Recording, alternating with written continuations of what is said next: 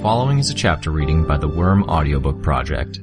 Please support the original author at parahumans.wordpress.com. Thank you and enjoy.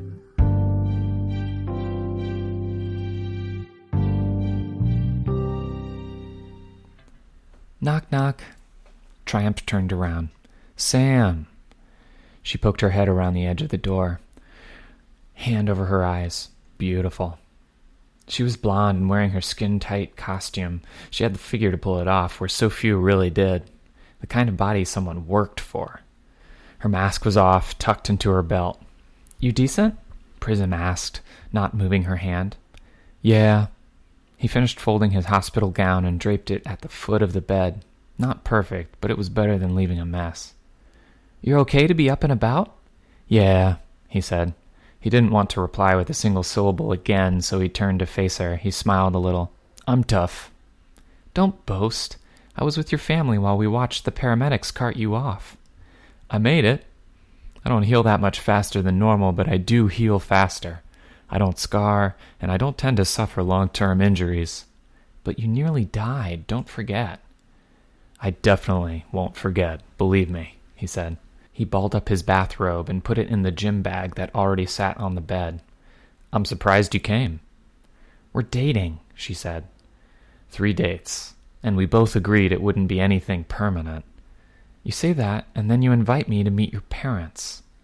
Because the food at home is better than the rations you'd get anywhere else in this city. He raised an eyebrow.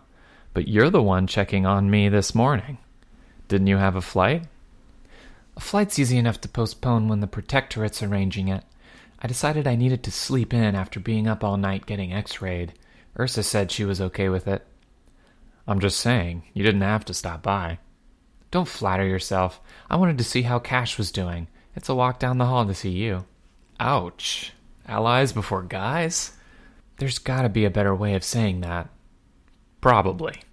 How's he? Burned badly, but he's healing. We'll see how bad the long-term damage is. And how are you? Bruised, bit of a limp, pretty okay overall. Good, he smiled. Want to get some coffee? I've been running on so much caffeine lately that I think I'll pass out if I don't get my morning dose. I'll lend you my shoulder so you don't have to put too much weight on that leg. Coffee's good, but are there any places that are open?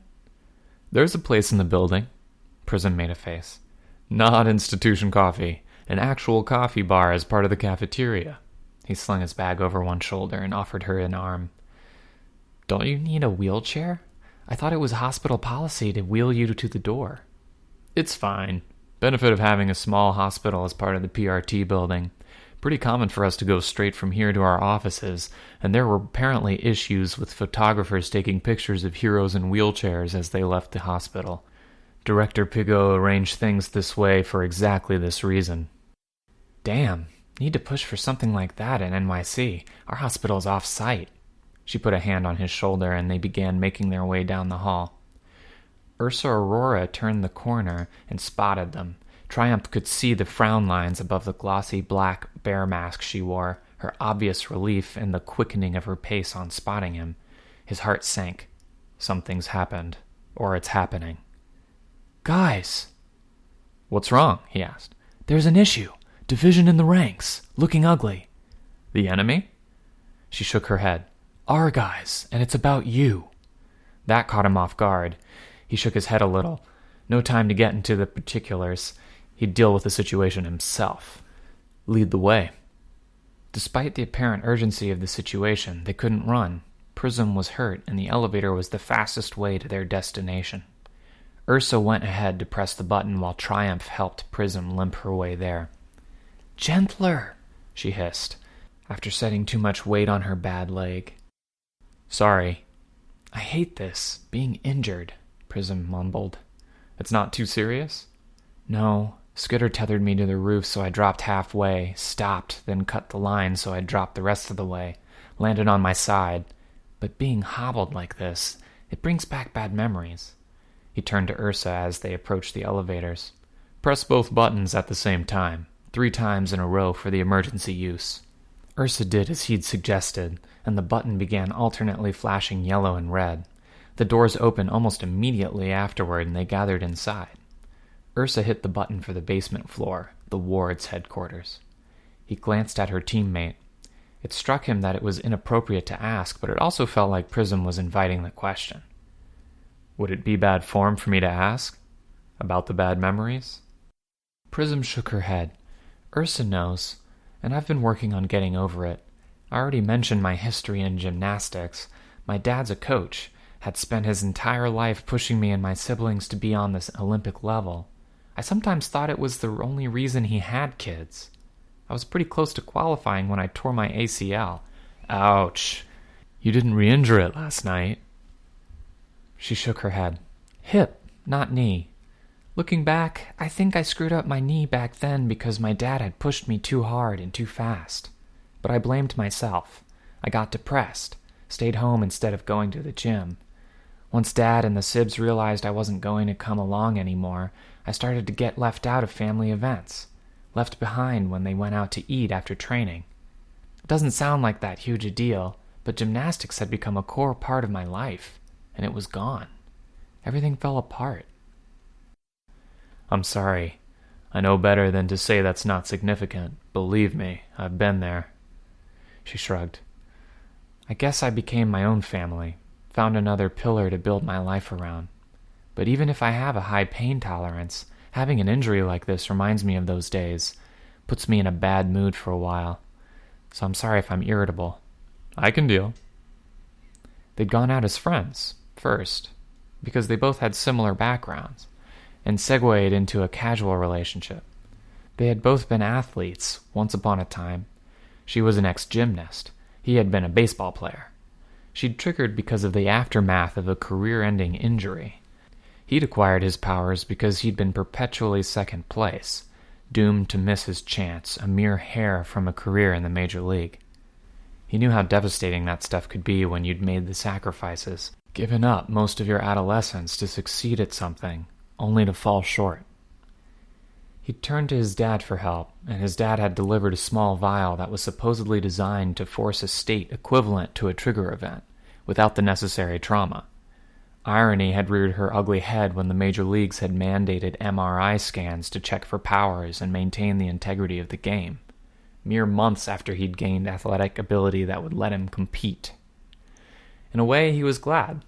Not that he had been back then. He'd been spoiled, a brat, entitled. He was relieved he hadn't continued down that road, that he'd found a career where he was on something of an even playing field with his peers. Not that things were perfect. He could hear the arguing the second the elevator doors parted. Miss Militia, Weld, and Kid Wynn stood on one side of the room. Assault was on the other side, perched on the edge of the terminal with Clock Blocker, Chariot, and Vista at his side. Vigilantism! Miss Militia's voice was tight with barely controlled anger. There has to be an authority for us to ignore for us to be vigilantes, Assault said. His voice was calmer, but his body language wasn't. He was tense. The hand that wasn't gripping the edge of the console was clenched into a fist. There isn't. Nobody's stepping up to enforce anything. The PRT stands. All of the watchdogs are in place, Miss Militia spoke. You go out and do something without an official AOK, and people are going to notice that we're acting completely outside of the principles and rules the Protectorate stands for. How? Assault countered. Media? In case you hadn't noticed, a full third of this city is still lacking power. The reporters that have stuck around this long are too tired and too low on resources to follow along. Cell cameras, Miss Militia said. People are watching and recording us every step of the way. We'll be covert. I'm talking a fast, hard-hitting strike. Attack is always preferable over defense. You're talking revenge, Triumph spoke. He let Ursa support Prism and stepped forward to join the discussion. Revenge, justice, it's a pretty thin line, but sure, we can call it that, Assault said, leaning back a little. He smiled a little at Miss Militia. There was now one more person on his side of the argument. Triumph glanced around the room. Flechette, Ursa, and Prism weren't taking a side. They weren't local, and the politics here would be intimidating. Still, Triumph glanced at Flechette. "She's been around a few weeks. She should feel confident about voicing an opinion." Was she being neutral? Or was she undecided? Or was there another factor at play? He felt so disconnected from the wards these days. He barely recognized his old team, Vista, Kid Win, Clockblocker. He'd been their captain not so long ago. Miss Militia and Assault were looking at him, waiting for him to speak. From Assault's confidence, there was no doubt he expected Triumph to take his side. Instead, he commented, "Just going by what I've heard, Assault's arguing we should take the fight to the enemy. Without Pigot's consent?" "Pigot has told us to stand down," Miss Militia spoke. "So we'd be going against her directive." "They attacked one of our own, again," Assault said. "And they broke a cardinal rule. They attacked family. You don't unmask a cape, and if you happen to discover their secret identity, you don't go after their family." "The family's testimony suggests that wasn't deliberate. Skitter informed Trickster partway through," Weld said. Clockblocker cut in. "But we can assume she found out beforehand, unless you're going to suggest she figured it out on her own." "No," Weld replied. "It makes sense. I suspect Tattletale could find out something like that. I'd even believe she's found out all of our identities by now. But I'm saying Trickster wasn't in the know, and he's the person who made the conscious decision to attack Triumph's sister."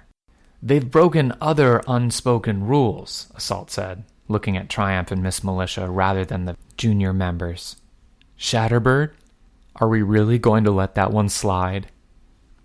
"Anything goes when fighting the Nine," Miss Militia said. "The Nine are gone. He's still breaking the rules. He kidnapped and took control of Shadowstalker. He's affected civilians, criminals, admittedly, but still civilians." "And the people in charge know that," Miss Militia said. "If they decide that it's crossing the line, we can act decisively." "People in suits," Assault said. "They sit in offices with padded chairs, viewing everything through the filter of clinical, tidy paperwork. They don't know what it is to be in the field, to face the risk of death or fates worse than death in the service of this city." If Miss Militia had been getting ready for a response, she hesitated when Assault said fates worse than death, his voice revealing a tremor of emotion. Triumph could imagine the scene as he'd glimpsed it. Battery on her deathbed, wasting away from a poison designed to be cruel rather than efficient. But as slow as it had worked, it had proved incurable. Assault went on, and there was no hint of the earlier emotion in his voice. Rather, he sounded dangerously like a leader. "If we don't act on this, if we don't move on the Undersiders and the Travelers, then we're saying that's all right. We're saying it's okay to do those things, to us." "You'd be violating your probationary status on the team," Miss Militia said quiet, "going against orders." "My joining the Protectorate was conditional on being on the same team as Battery," Assault replied. He met Miss Militia's eyes with a level stare, as if challenging her to press the issue. There was no doubt what was at the root of Assault's anger. Miss Militia, by contrast, was the leader of the Protectorate because of her unwavering loyalty and willingness to not only abide by the rules, but to fight for them. Triumph could understand why they'd taken the positions they had. He glanced at the others. Weld was a company man, so to speak, and the PRT was his family, after a fashion. It made sense that he'd stand by the rules imposed by the PRT, the Protectorate, and the wards. Clockblocker had always chafed under the yoke of the institution, and Chariot could easily be the same. Most wards went through a phase like that, feeling the pressures, the strict rules, realizing that the wards existed in part to keep them out of the worst of things, while aching to go out and be a hero. Clockblocker had never entirely grown out of it. It could be that Chariot's stance here was what Coyle wanted. Triumph couldn't forget that Chariot was an undercover operative, planted by the supervillain to gather information. No, none of those calls surprised him. The outliers, the ones that caught him off guard. "Vista, I didn't think you'd be wanting to break the rules like this," he commented. Before she could reply, he said, "And Kid Win, I took you for more of a rebel." "I'm tired of losing people," Vista said. "We lost Gallant, Aegis, and Velocity, Dauntless, Battery." "Yeah, and Shadowstalker," Triumph offered. "She left," Clockblocker said. "I'd still consider her a casualty," Triumph said. "We might not have liked her, but she was one of us, and the enemy basically took her from us." "I don't want to forget Glory Girl and Panacea," Clockblocker said. "She and her sister did me a life-changing favor. We don't know the whole story there, but the Undersiders or the Nine had to have played a part in how that unfolded. But that's one hell of a list of names. There's less of us than there are them, and we're losing. Not just fights, but we're losing this war. Don't you see that?" "I see it," Miss Militia said, her voice particularly quiet compared to her raised volume earlier. "But that's exactly why I'm telling you not to do this. The second we make this into an actual war, we change it from a losing fight to an outright defeat. At best, everyone involved would lose out, our enemies included. I don't want that." "You're making it sound more complicated than it is," Assault said. "I'm talking a quick, hard-hitting strike against one of their territories. One of the master classifications would be a good bet. I'd suggest Regent, but Shatterbird is too big of a complication. Better to take out Hellhound or Skitter. Doing either would cut their tactical options down by a third, and it could gain us a hostage or to leverage against the others." "Not Tattletale?" Clockblocker asked. Assault shook his head. "She'd know we were coming, and it's in Armsmaster's notes from his first meeting with Skitter. It's why they're so elusive as a group, and that's why it's so crucial we strike first, while they're still split up in individual territories. Gru, Trickster, Genesis, or Imp would escape too readily, and confronting Ballistic or Sundancer would place our side at too much risk." "They'd retaliate," Miss Militia said, "and we'd almost certainly lose. We're roughly matched in numbers, we're outmatched in raw firepower, and they have the edge on us in terms of tactical knowledge." "So we're supposed to sit here and take it?" Clockblocker asked. "If my family gets attacked next time, I don't think my dad's about to haul out a shotgun to defend himself." "That's not exactly how it played out," Triumph said. "But no, I don't think we should take it, and I don't think we should attack. Miss Militia's right." Assault's eyebrows rose in surprise. "Thank you," Miss Militia said. "I understand that some of you are upset. We're all upset. We're all concerned about our loved ones, about the current state of things in the city, and about possibly being captured and controlled by Regent. But we're only going to succeed with the support of the Protectorate as a whole, and we'll only have that if we stick to the rules." "Well said," Director Pigot spoke. All heads turned. Director Pigot stood in the doorway that led to the stairwell. "Director," Assault said. He didn't look fazed by the woman's appearance. "I hope you'll hear me out before committing to a plan of action." "Of course." Assault leaned back, folding his arms. "Then let me introduce our visitors." Pigot stepped to one side, shifting her prodigious weight out of the way of the door. There were two of them, each covered head to toe in power armor that was similar in theme, if not in design. It was heavy-duty stuff, and even without tinker abilities, Triumph could admire it as something exceptionally well made. They were the same height, a man and a woman. The man held a spear that was no less than 15 feet long, with a two-pronged tip on the end. The woman wore something that looked to be a modified jetpack, divided into two pieces that each had to weigh as much as she did. The exhaust jets fanned out to either side of her, like the feathers of a bird's outstretched wings.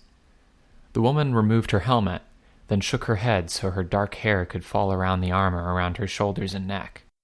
She wasn't beautiful, but she wasn't ugly either. Even plain wasn't the right label. She was exceptionally average in appearance, to the point that it was borderline eerie. He couldn't pin her down as belonging to any particular ethnicity, nor could he eliminate her from one. "Yet she's strangely familiar," Triumph observed. Triumph looked at the man, waiting for him to remove his helmet, but he didn't. The man folded his arms instead, still holding on to the spear with one hand. That body language. Triumph's eyes widened behind his visor. No way. No way he'd come back here. But if he was here, then the woman would be. "Dragon," Miss Militia said. "It's nice to finally meet you." Dragon extended a hand and Miss Militia shook it. "Likewise, let me introduce Defiant." Triumph glanced around at the others. Nobody here was so stupid as to miss what was going on. Even the capes that weren't native to Brockton Bay would figure this out in a heartbeat. "Dragon and Defiant have stopped by to pick up resources and gather information before taking on a long-term mission," the director explained. "Would you like to explain?" "The 9, Dragon explained. "We know their general behavior. After a spree like the one they had here in Brockton Bay, they're going to retreat. They'll stick to back roads and isolated small towns, use time and distance to let the heat dissipate. Jack may keep his people engaged with games like what he tried to set up here, scaling up slowly in a remote area, seeing how badly they can terrify the local populace, ending with a grand climax before moving on. They'll also be looking to recruit and replace missing members, and I expect they'll go easier on testing the recruits until they've replenished their numbers." "What are you doing then?" Assault asked. "We're going after them," Defiant spoke. His voice was partially altered by his helmet, but it was still identifiable. "Why is everyone pretending they don't know that's Armsmaster?" Defiant continued. "And we're not going to stop. Pursuit will continue 24/7, year-round. We keep them running until they get tired and hungry enough that they make a mistake, and we capitalize on that." "We've tried this before," Miss Militia responded. "I'm not saying I don't appreciate the idea, but Assault was just arguing that it's easier to attack than to defend. And I agree. You won't be able to prevent every casualty." "The primary issue before," Dragon replied, "is that the previous efforts were squads, sleeping in shifts, always moving. Invariably, the 9 would catch on to what was happening. They'd take out the squad on duty, and then they would disappear before the others could mobilize to stop them. Or the 9 would circle around and kill the off-duty squad members. We don't have that problem." "I don't follow," Assault said. "Dragon mentioned to me once that she doesn't need to sleep, a side effect of her powers," Miss Militia said. Dragon dipped her head in a nod. "I tried going after the Slaughterhouse 9 before, but Shatterbird's powers proved too difficult to work around, and I was only one person. Now I have a partner." "Defiant?" Miss Militia asked. Defiant tapped his chest. "With Dragon's help, I've replaced my internal organs and parts of my brain with artificial equivalents. My current downtime is a rough 15 minutes a day. That includes waste, sleep, and eating. In the next 2 weeks, I intend to reduce it to a mere 12 minutes. Vista's hands went to her mouth in shock. "He's made himself into a monster, and Dragon doesn't even flinch as he announces it." Triumph's own eyes were wide. Miss Militia seemed to recover faster than anyone else. "That's not the only issue these squads faced. There's the psychological strain, hunting a prey for days, weeks, months at a time, especially targets that will commit atrocities if you let your guard down for a second. It gets to you." "I think," Defiant paused, as if he had to pick the right words, "my single-mindedness will be of an asset on that front." "It's worth a try," Dragon said. "Between us, Defiant and I can customize our equipment and approach to effectively counter the 9's powers. Once we have a lead, we'll maintain constant pressure for as long as necessary. Even if we can't save everyone, even if we can't stop them outright with Siberian rendering others invincible, I think we can keep them from setting up another major event like they tried here in Brockton Bay, and we can hopefully keep them from recruiting." "The PRT is hopeful," the director said. "They gave their consent, but you'll have to explain how this is relevant to the current situation." "Of course, if everyone would turn their attention to the monitors." Assault had to hop down from where he was sitting on the edge of the long desk to see. Everyone else turned as the images appeared across the screen, one armored suit after another. The Cawthorn Mark III, a sleek model resembling a cross between a dragon and a fighter jet, mounted with 4 engines around the shoulders. The Astaroth Nidhogg hybrid, making use of the Nidhogg's design that was partially damaged in prior confrontations. It didn't look like a mesh. It looked like a cohesive design, a massive gun barrel with teeth at the end, outfitted not with a handle, but 3 afterburners at the rear and 3 at the midsection. The landing gear looked spindly. It was also, Triumph realized, quite large, no smaller than a commercial aircraft if the machinery beneath it was supposed to be a forklift. The Ladon, too. It didn't look as sleek or combat-ready as the others, smaller, almost spherical in the body. "That's a utility design," Chariot said. "What's the concept?" "A force field generator," Dragon replied. "Dual offensive and defensive use. I also have the Glaurung 0 model, the Pythios 2, the Melusine 6, and the Azazel, ready for field use." The camera panned out to show a sheared-off mountaintop with the 7 armored suits and a hangar or factory. "It is thanks to Defiant's assistance that I can now do this." Simultaneously, each armored suit flared to life and took off, disappearing from the camera's field of view. The cloud of dust and snow that spread out from the takeoff point obscured the camera's view. The image went black. "I have 9 models in total that I can keep active simultaneously. More are in development. It's inefficient and expensive to keep all of them active when we do not yet have a bead on the Slaughterhouse 9.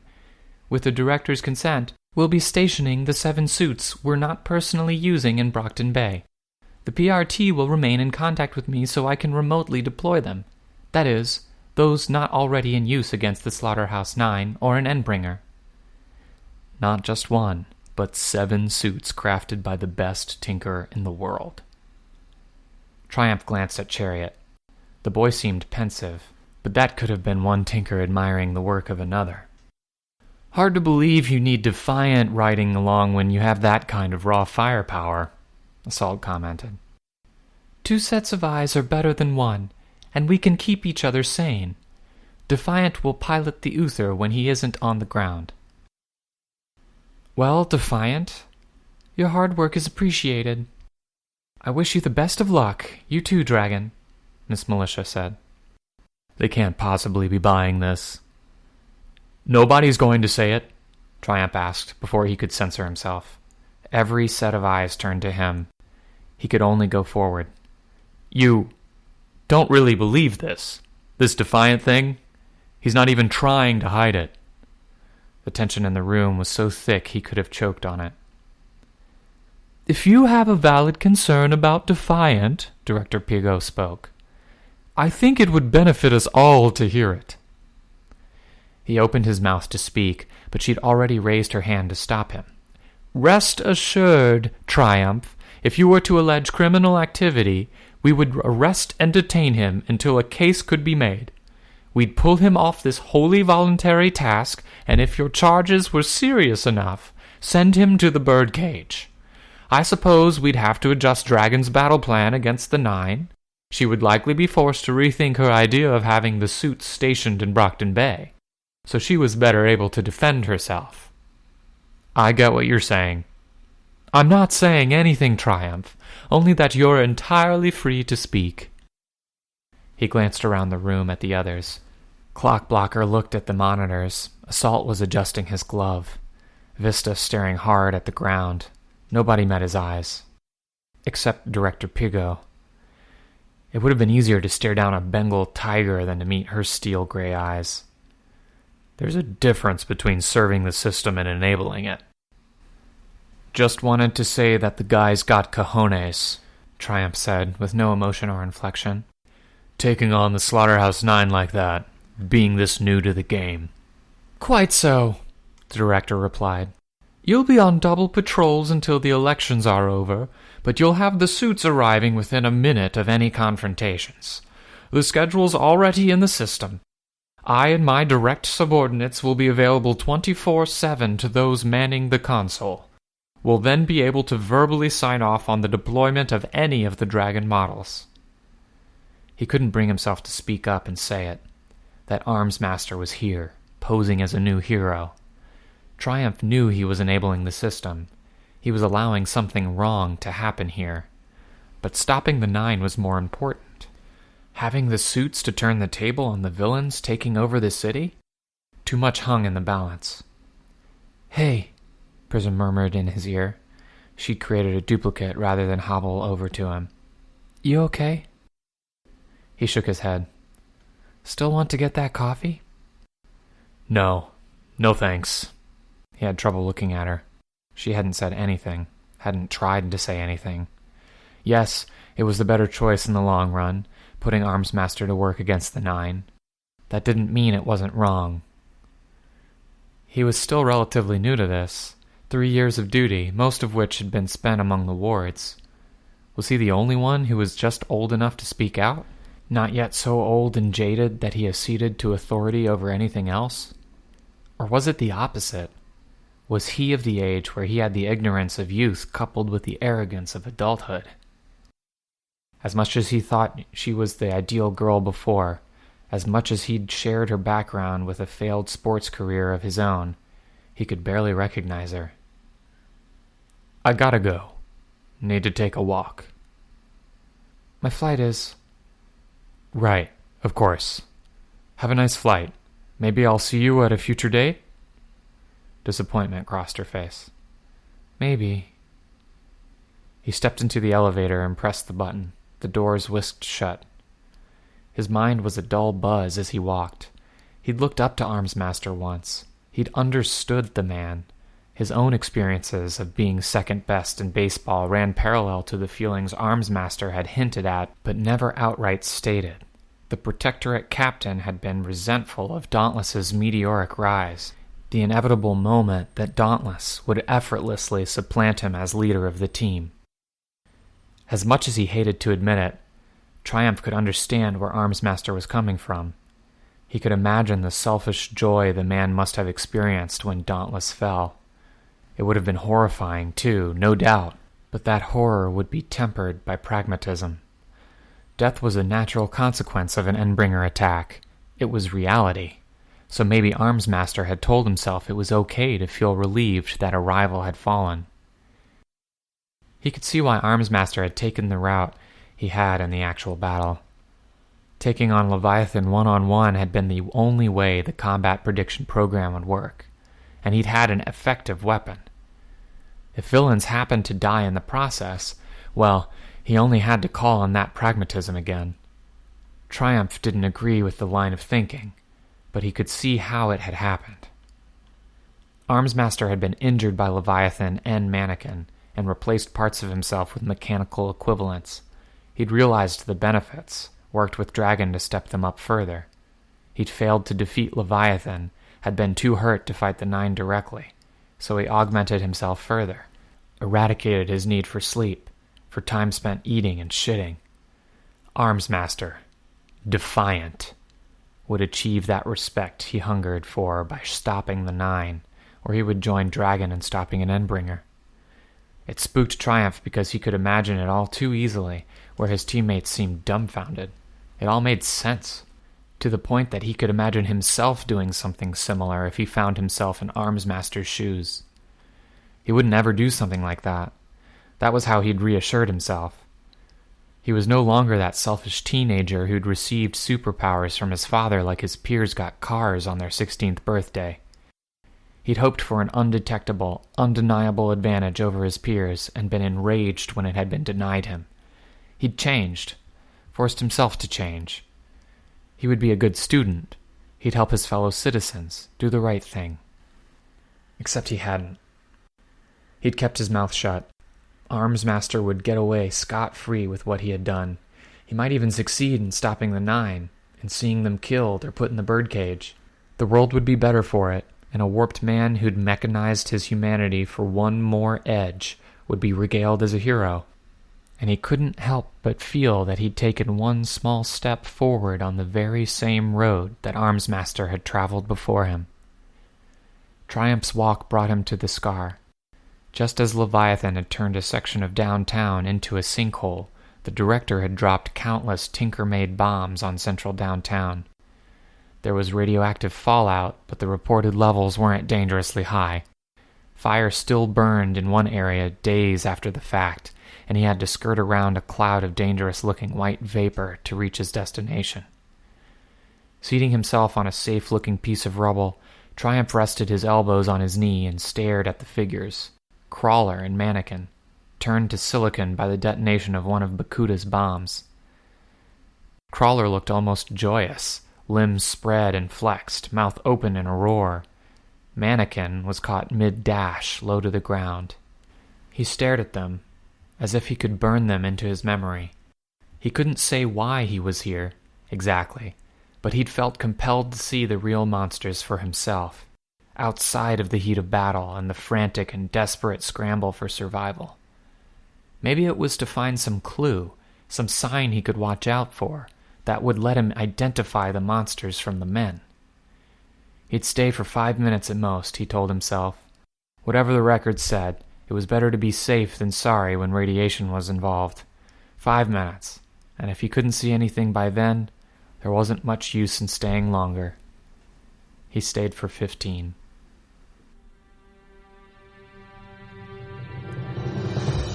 Hi, this is the Snickety. You just finished listening to a chapter from Arc 15, Colony, from the web serial Worm by J.C. McCrae. This production is brought to you by the Worm Audiobook Project. If you would like to know more about us or to volunteer your own services, please check us out at audioworm.rein-online.org. You can download or listen to every chapter directly from our site, or you can find us on iTunes or any podcast app under Worm Audiobook. Thank you for listening.